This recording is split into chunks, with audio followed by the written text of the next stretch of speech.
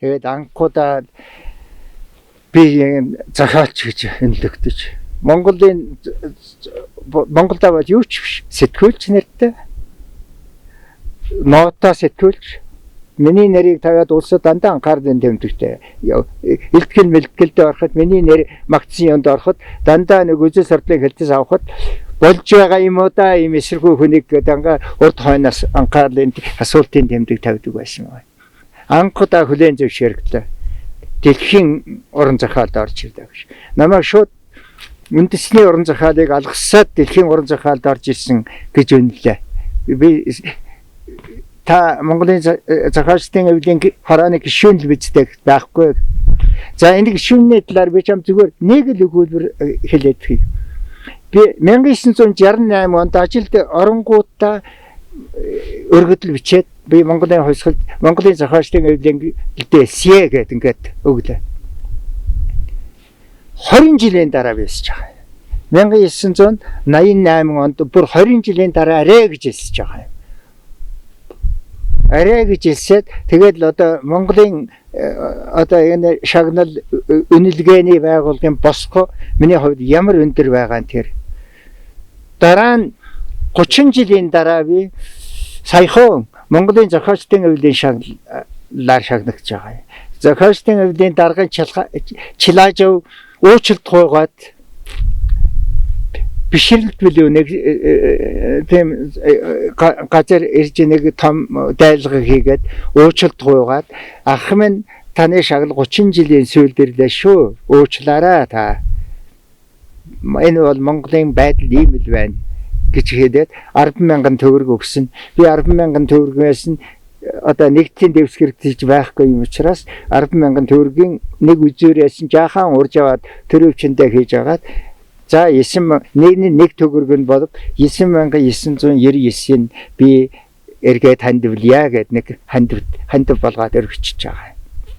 За дараа сургуулаа төгсчөөд Монгол дэрлээ. Ярина.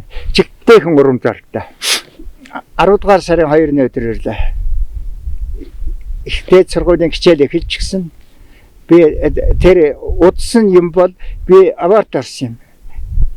Яг тэр дипломын ажлаа бичиж эхэлсэн өдөр 2 сарын 13-ны бүр хар өдөр. Тэр чинь нөгөө Дрезденийг бөмбөгдсөн өдөр шүү дээ. Тэрнийг бол мартахын арга байхгүй. Дайн дуусчаад байхад Англи Америкийн онгоцчууд нөгөө Дрезден Оросын мэдэлд орох нь дийний хотын хурдан сонёйгээд Дрезденийг бол нэгэн шөнийн торш бөмбөгдөөд юу ч үнсэн товрог болгоцсон. 25,000 хүн өгсөн. Тэр өдөр нь юм. Тэр өдөр би бас машин дайрагтаад, автомашин дайрагтаад 10 м хол шидэгтэй тухайн байхгүй. Эмнэлгээд мэс заслын орон дээр секс ухаан орж ирж байгаа юм. Тэндээ нэг сайн цочж аваа за өхөл гэдэг чинь ийм л амархан ирэх юм байна. Би энэ чигээр өгцөн бол тэгээд миний аав ээж яандаа гэж бодхоос нулимс гараад. Тэгээд яг тэр хөл гипстэй өгдөө шүлэг зохиол бичээд оройн диплома хийж байгаад яг тийм нөхцөлд тэгээд би их сургуулаа дуусгасан. Тэгээд нөгөө нэг эмчилгээ дуусах учраас би 10 сар хүртэл 9 сарыг дуустал эмчилүүлээд тэгээд 10 сарын 2-нд орж ирлээ. Буйн тухайд буула. Сайхан гэж ихтэй. Нутаг сэлийг салхин өнөр ханхлаад, англион өнөр ханхлаад, Монгол дайраад, нулимс гараад. За вэр хүн болчихлаа. Эх орны ханхны германист боллоо. Их алдар нэртэй төгсөж ирлээ. Амьд үлдлээ. Айхтар юмнаас эрүүл боллоо гэх. 2 том чемодантай. Хүнд гэж ихтэй. Нэг том хүнд өөр хүчтэй. Ингээд л буула. Намайг тосч авах хүн гэж байхгүй. Тэгээд бусад ирсэн улсуудыг чинь зүгээр вүүдэнтэй тосч аваад яваад байна. Хавтын аваад машинтаа тавиад би нөгөө 2 чемодан үрсээр автобусны буудалд очлаа. Төгрөг 40-ийн талах гэж манайхан нэрлдэг тэр ногоон автобус ирж байна. Тэгээд 2 чемодантай улсууд дайраад ерөөсө чигтэйхэн дайрч байна. Тэгээд би ингээд зүтгэсээр байтал тэр үеийн улсууд бас тийм хүнлэг сэтгэлд байсан чинь оролцож өглөө. оруулж өгөөл урагшаал гэдэг би хоёр чемодантай хүн яаж урагшлах вэ? Би ингээд зүтгэл яа улсууд над туслаад чемоданаа төрөөд ингээд явж байтал кондуктор яриад за мөнгөө гэж байна. Тэгэхээр би хэллээ. Эгчээ би гадаадд сургууль төгсөөд дөнгөж ирж байна.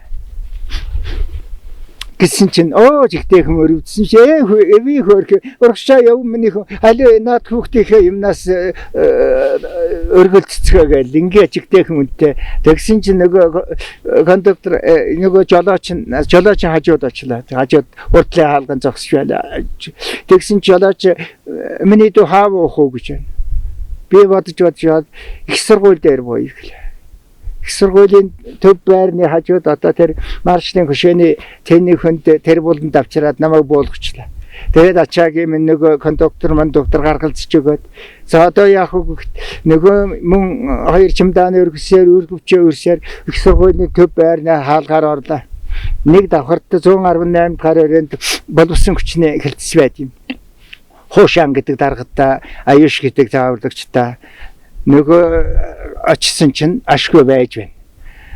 Тэгээд коридорт чемоданаа тавьчихад өргөвчөө тавьчихад хаалгыг цогсон чинь заал гэж байна ороод ирлээ. Хуушаан дарга сууж байна. Сүртэй чигтэйхэн. За ямар хөргөөр явж байгаа юм. Би Германд сургууль төгсөөд ирлээ. Би улан их сургуулийн нэрэн дээр явсан юм. Одоо сургуулиа төгсөөд ирлээ гэсэн чинь жигтэйхэн нөхөрсөг хүлээж авч байна. Чи тэгээд хаана байгаа юм? Над байхайл байхгүй. Тэгээд яаж ирэх гэж би автобусаар ирлээ. Энэ юм чиний юу гэж гараад тэгж байна. Хөрхөд нэг хөхөд аргагүй тэгээд одоо жигтэйхэн шууд миний ажлын правскыг бичөглөө. Тэгээд ажлын правскыг бичөөгөө чи гадаад хэлний танхимд багшаар ажиллана гэдэг. Тэгээд нэг оюутан дуудуулаад энэ багшийн гэж байгаа шиг намайг. Энэ багшийн юм гадаад хэлний танхимд хөргөж өг. Тэгээ гадаад хэлний танхим 2 дугаар байрны 4 давхарт 465 билүү дугаар өрөөнд 56 билүү тэр өрөөнд очлаа. Удавсанчаа гэдэг хүн сууж байна. Тэгээ баахан байцааж асууж сурвдаад чи хаана байх газар байхгүй. Одоо яах вэ гэдэг. Говьяд танхимдэл байда. Тэгээд танхим дотор нөгөө чамдаа начаага тавьж явж хагаад тэнд 7 хонлоо. Тэгээд одоо оюутанд хичээл заадаг. Хамгийн эхлээд ангаах ухааны дээд сургуульд хичээл орсон.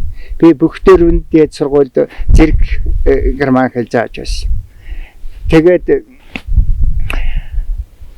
оюутан орж ирэхэд заримдаа ингээд хүмүүс харж байхад хаалга номын хашууганы хаалгыг дэлгэчгээд араас нь ардан зогсож байгаа хувцас ойлаа зогсож байна. Тэгээд их ганган цагаан цамцтай, олон цагаан цамцтай.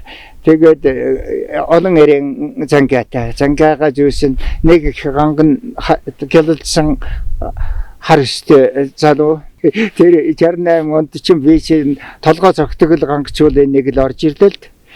Тэгсэн чинь яг тэр үеэр миний тэр Монголд нэг герман хэлээр уссаас шиг ярьдаг тийм герман хэлний багш ирсэн гэнэ их залуу багш ирсэн гэн гэдэг тэр үг чинь зүгээр өвсөн тавьсан төмөр шиг ингээд сонсогдоод засгийн газрын ордонд би хичээл заадаг байлаа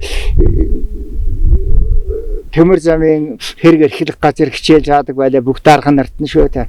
Тэгэл ингээд энд тэнд хичээл заагаад дөрвөндөө сургууль хичээл заагаад цаг гэдэг ерөөсөө над цаг байхгүй. Машинаар зөөлгөдөг байлаа. Машинаар аваад дараагийн авах газар нь машинаар ирээ зогсож байдаг. Хичээл заагаад их сургуулиас гараад ирэхэд хөдөөч хөрөө аваад өгчин тэндээс гараад ирэхэд багшийн дээдэр аваад өгчин тэндээс гараад ирэхэд ангаах хөрөө ингээд машин дамжуулаад ингээд авчиж яваад 7 хоногт 52 цагийн хичээл заа. Бүтэн сайн өдөр 10 цагийн хичээл заа. Миний зүгээр дотор оволцсон хүсэл юу вэ? Монголыг тэрчхээр германжуул. Ингээд зааж байлаа. Ер нь урамтаа гэж ихтэйхэн. Тэгсэн чинь 7 хоног яасан чинь юу өглөө. Надад оюутны байрнаас, оюутны 1-р байрнаас 419-р өрөөг өглөө. Жигтэйхэн бүтэн өрөөтэй өрөөгөө тогтжуулаад би чинь ер нь ажилд сайн юм чинь нойр хоолыг мартчихна. Тэгтэл миний газараар явуулсан ном явуулсан ачаарээ төмөр өрөөний хоёр талыг бүгдийг босгоод номоо өрөө дөөрөн нэг цэргийн ногоон ороод тэгэж тэндээ төхнөөд тэгж байж атал дараа нэг нотхийн охинтой танилцаад тэгээд айл гэр болоо тэнд тэгээд хөөхтэй болоод манай анхны хөөхөн одоо манай охин Айбарагч харил герман хэлтэй нэг галдаагийн эг чинь тэр чинь оюутны тэр байранд төрсөн юм. Тэгэл ингээд амьдрал явж байгаад одоо ерөөсөө би гэдэг нэг л их ажилтаа хүн бүр зав байхгүй. Яг тэр он жилүүдэд би бол гол бүтээлүүдээ бичсэн байгаа юм шиг. Би өнөөдөр ойлгодгүй юм яаж өччихсэн. Тэр ормаанууд, тэр өгүүлгүүд, тэр шүлгүүд чинь тэр он жилүүдэд төрсөн. Ерөөсөө миний яг оргил авьяас тесэрч дэлбэрч оргилж байсан үе юм шиг байгаа. Ерөөсөө бичээд байсан дөөрөн бичээд. Тэгж байтал улс төрийн яриа гараад ирлээ. Шалдэм юм нас болж улс төрийн яриа. Би Германд байхад намайг бүр чи тэргүүн оюутан чи эсэхгүй болох ингэж тийм намд эсгэж тэр намын өөрийн хэсгээс бүр шаарцаар байгаад намайг намд өргөдөл бичүүлээд. Тэгээд элсэн чинь намын орлогчаар эсвүүлээд оюутан байхад. Тэгээд яасан чинь чимэгийн галсан гэдгийг тэр юм протокол хөтөлсөн нөхөр чунагийн гэж бичсэн байгаа. Овг зөрсөн. Нэг янзлгээ. Тэргээд нөгөө яг нөгөө жинклик гэтэл нэг жил ажиллаа жинклик гэтэл нөгөө овг зөрсөн гэт зөрөөтэй гэт элсүүлдэг. Тэгж явж байтал гайтай юм шиг нэг буруу үг хэлсэн байгаа. Би бол их өөрийгөө мэдлэгтэй хүнд тооцож тэр оюутнуудад дандаа хичээлээд заачаад би бол цагийг маш нарийн барьдаг. Яг 10 цагт хичээл бол 10:00-д би анхны үгээ дуурч байна. Тэгээд яг 5 минут үлдээгээ 5 минутанд үлдсэн 5 минутанд оюутнуудад сургаал айлддаг байлаа. Хэлдэг. Ийм байд юм. Та нар дэлхийд ийм байд юм, Германд ийм байд юм. Би тийм номд уншсан ийм байд юм байд. Одоо би бол ер нь тэр хэзэнээс нэлээд мэдлэгтэй ном уншсан кургузор сайтай тийм хүний тоонд ордог байсан. Тэгээд яаж байхад бурхан гэж юм байна уу гэдгийг байхгүй гэж яриад байх шаардлага байхгүй. Шинжлэх ухааны онлоор батлаад өгөх хэрэгтэй. Шинжлэх ухаан батлаад өгч штэ. Бурхан гэж байна уу байхгүй юу гэдэг ингээд хэлсэн чинь тэрнийг цаашаа Төв хорооны үжил сурдлын хэлтсийн нэг ажилтны хүүхэд нь миний тэр оюутнууд дотор сууж байж. Тэр аавдаа хэлээд тэр нь тэгээд цаашаа их сургууль руу яваад тэр нөхрийн ярих юмыг сайн анхаарч байх дэми юм донгосдог гин шүү гэд. Тэгээд очсон хурлаар авч хэлцээ. Чи намын үжил бодлоос яаж вэ? Монгол Ардын хувьсгалд намаас нэгэнт бурхан гэж байхгүй гэдэл хэлсэн болоход байхад чи тэрнийг хүлээж авалгүйгээр шинжил хаанаар нотлох хэрэгтэй гэх маягийн юм хэлж байна.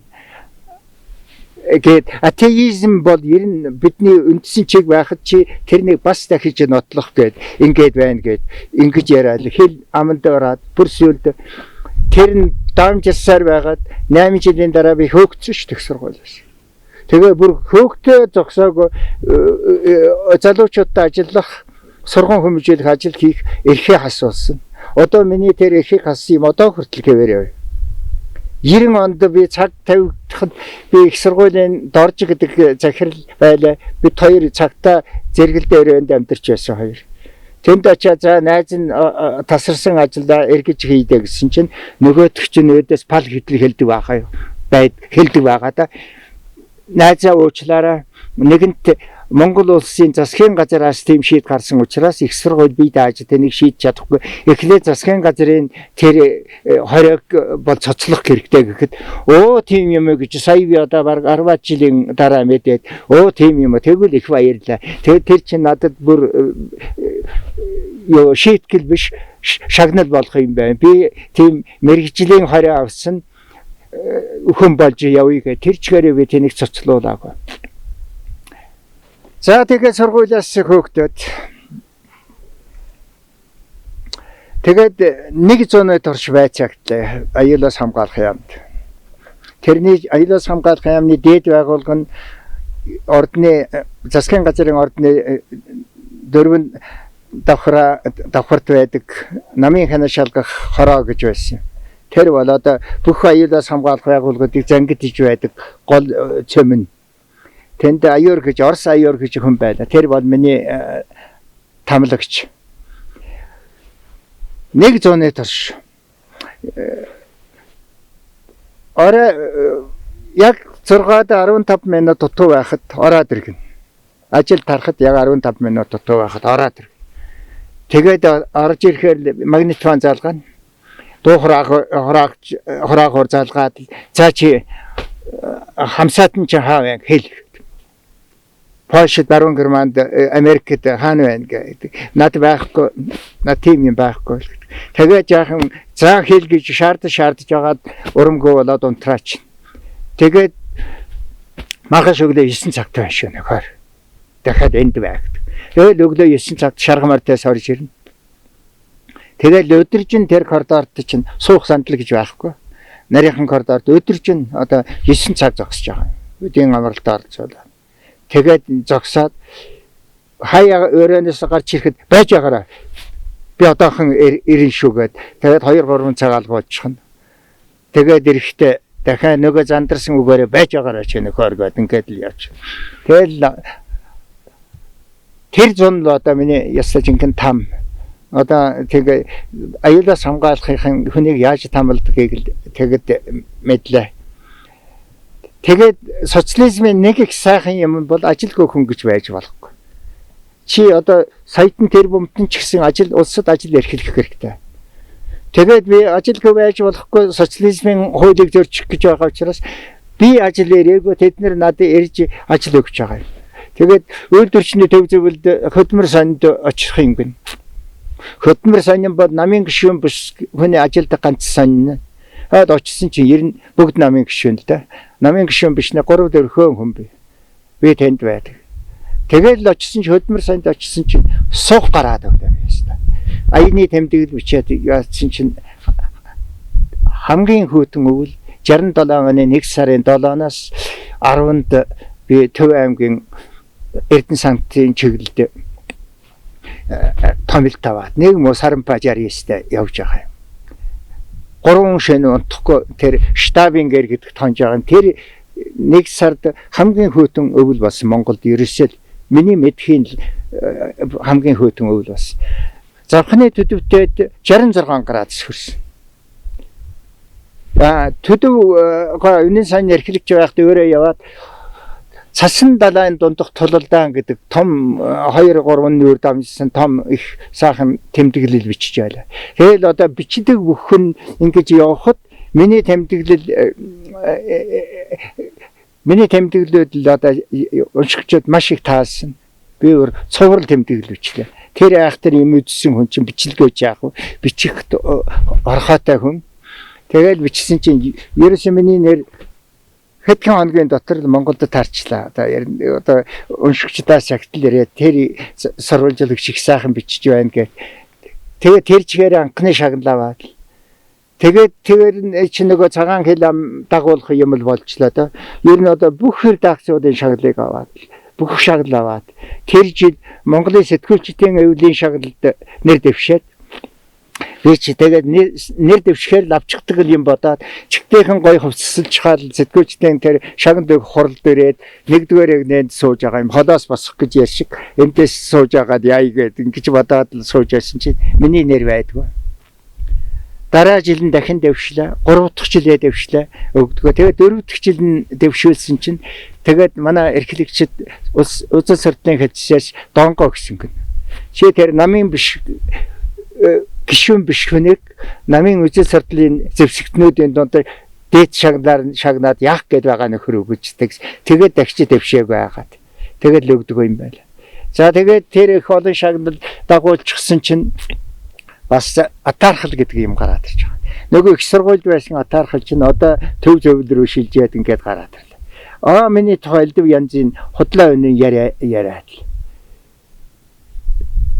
Тэгээд төв зөвлөлийн тэргүүлэгчдийн хурлаар орж байгаа. Бүр их хүнд асуудлыг тэргүүлэгчдийн хурлаар орж, намын өргөд гэсэн хурал тэг хажуугаар нь тэргүүлэгчдийн хурлаар ороо.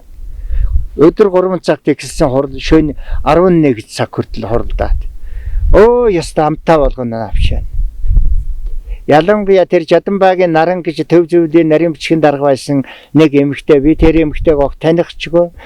Тэр хүн одоо намайг л их үзэн яддаг хүн байна. Тэр маш их материал цуглуулж. Ямар шугамаараа цуглуулсан мэдэхгүй. Намайг Германд банкнд мөнгөтэй гэж үнэхээр мөнгөтэй. Миний айна төвийн шиг шигтэй хэвлэгдэхэд 10,000 хувь хэвлэгдсэн. Тэрний мөнгийг би тэр чигээр нь тэрэнд хийлгэсэн байж байсан. Тэгээд мөнгөтэй. Миний сард авдаг шагналын жигсаалтыг 3 жилээр гаргасан байгаа юм. 3 жилийн дунджаар би нэг сард 1388 төгрөг авч байж. Тэгэхэд чинь орлогч сайдын шагнал 1100, төрийн сайдын шагнал 1200, сайд нарын зөвлөлийн орлогч даргын шагнал 1500. Энэ хавцаа. Цэдэн бал даргын шагнал ганцаараа 2500 төгрөг байсан. Намайг одоо чи мөнгөний шоналтаа гэн капиталист социализмын юмд таарахгүй гээд тэгэхээр би асуудалд асууж болдог. Асуучихлаа би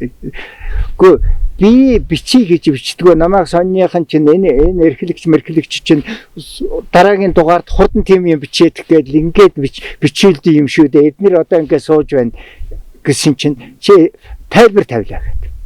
Нөгөө бүр гал дээр тос нэмээ дүрлжчихлээ. Тэгэл ёстой дахиад бас хөөгдчих шахлаа. Тэгж байтал төдөө эрхлэгчдэр нэг дуудсан байлгүй намайг би авъя гэт. Дараах нь одоо Горбачов гараад ирсэн. Монголд перестройкагийн нэг хэвлэл хэрэгтэй. Энэ бол сэтгүүлч гэж нэг сэтгүүл гаргах хэрэгтэй байна гэж. Түрүүн нэг сэтгүүлч гэж юм гардаг байсан зүгээр машинаар бичээд хувилчихсан, артаатраар хувилчихсан юм гараар сэтгүүлчдэд тараадаг байсан.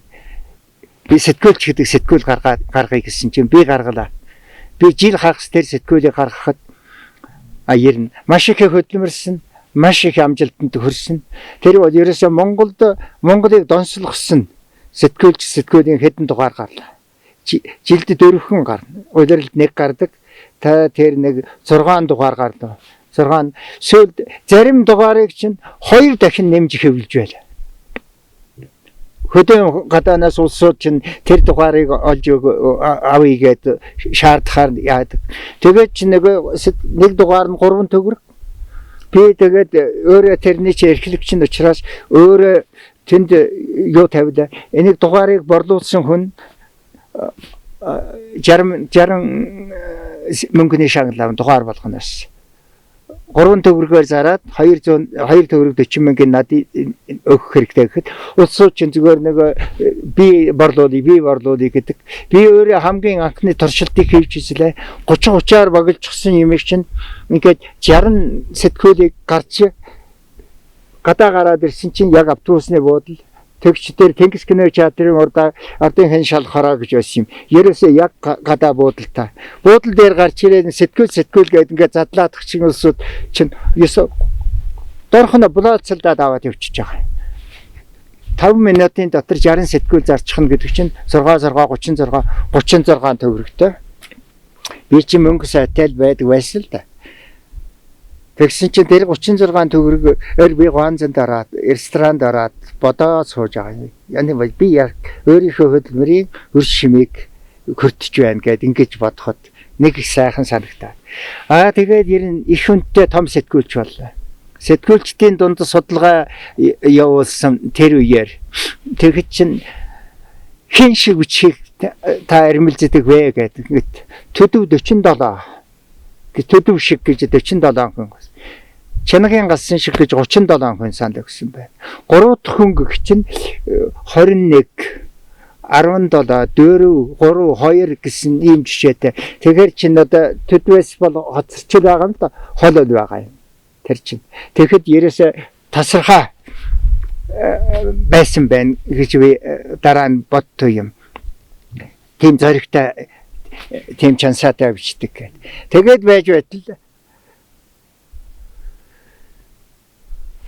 гай бодоход нөгөө нэг яриан дээр үнэн санныг шүүмжилчихлээ. Үнэн санн нэг их мундаг Горбачевыг дэмжиж ингээд явж хагаад гинт дээрээс донг аваад гинт нэг ухралт хийсэн. Төдөв эрхлэгч байна. Тэгээд үнэн санныг одоо ухралт хийдэг харамсалтай гэд хэлсэн чинь нөгөө хов зөөгчд төдөв тэрээд хурдхан хэлж. Төдөв тэгээд намаа халчихлаа. Тэгсэн чинь кино үйлдвэр намайг халагдаж байна гэж дуулаад кино үйлдвэр ерөнхий редактораар авъя гэд кино үйлдвэр таваачаад 1 жил хагас шахан болоод Аянгат цагийн тоож киногоо хийлгээд Чингис хаан кино хийлгээд ингээд ер нь кино үйлдвэрт би нэлээд өөрчлөлт хийлээ л дээ хүмүүсийн бодолд ер нь нэлээд байж байтал цомтгол гэж юм гараад. Цомтгол. Тэгсэн чинь цомтголд би очиж байгаа. Наад дэмжих хойноос төшөх хүн байхгүй учраас цомтгол дээртэй. Тэгсэн чинь би бас их гомдож байгаа юм да. Хүн ингэж итгэж байхад хүний тусыг мэддэггүй гэж. Тэгсэн чинь тэд намайг бас жинхэнэ аварсан юм байж. Тэгэхээр нөгөө 91 он тэгэхээр амьдрах хэрэгтэй болно. Яаж амьдрах вэ гэхэд пүс байх. Тэр үед пүс гэж ярьдаг байсан. Нүүдэлчин гэдэг пүс байх. Аялал жуулчлал худалдаа тээврийн гэдэг. Пүс байгуулсан чинь би ямар ч ойлголт байхгүй. Тэр пүс удирдах. Тамгын авчлаа, гэрчлэгийг нь авчлаа пүс. Тэгэл ингээл гараад ирсэн чинь миний пүсийн ажил урдчлаад хийгдсэн байж байна. Германы жуулч төрөөд ирлээ. Миний нэр бол таарчихсан байж сонирхолтой хүн гэж. Германы киноч төрөөд ирлээ.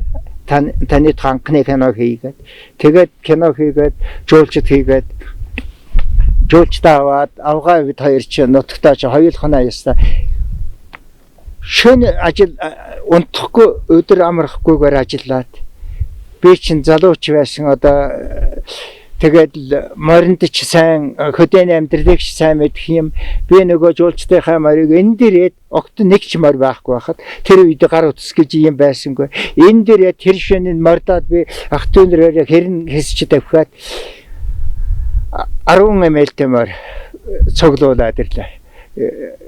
Тэгээ 3-4-ээр эмээлтэй морийг холбож авч хагаад бүгдийн хөзөөгээр нь холбож эмээлийнхээ бүрэгдээ холбож хаад ингээд тавхиад энэ би дунд шилдээгүүр 90 морины дандаа таварга гар ингээд явдаг байлаа.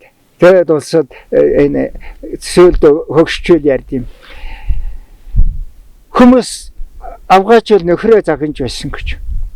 Гэхдээ та нар тэр хотод насаа барсан тэр хүн шиг байгаач эр хүн гэдэг чинь ийм байд юм ингэж хямартай байд юм гэж авгаа тоогоочоо хийгээд нөгөө юм арын албаны юм зохион байгуулад би яагаад за кино сайхан боллоо жуулчдаа сайхан явууллаа